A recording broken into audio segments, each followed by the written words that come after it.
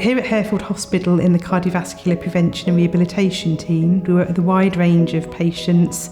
Patients could well be from sort of cardiology backgrounds with heart attacks, stents.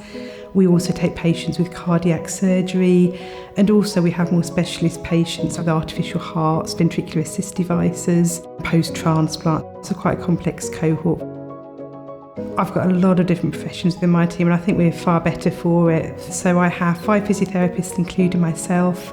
We have 2 exercise instructors along with a support worker. And in recent years, we've had an exercise physiologist. We all work relatively interchangeable between the physios and the exercise physiologists in assessing our patients, doing their exercise testing. The main differentials would be with more complex patients, so potentially patients that had really complex sort of musculoskeletal problems, more advanced neurological problems, and that's where the physio would see them instead of the exercise physiologist. I think collaboration is a really key term in the sense that if you've got one profession looking after a treatment package or an intervention, chances are that that patient will only get that one-dimensional look.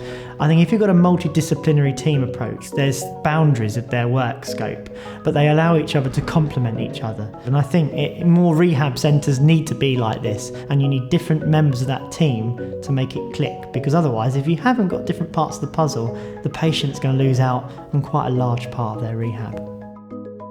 Having someone who's solely interested in the exercise, the physiological response to exercise, and hammering home that message, I think is a good thing. Ultimately, people are living for longer with more comorbidities, so I think having 2 sets of eyes looking at a problem is always going to give a better treatment.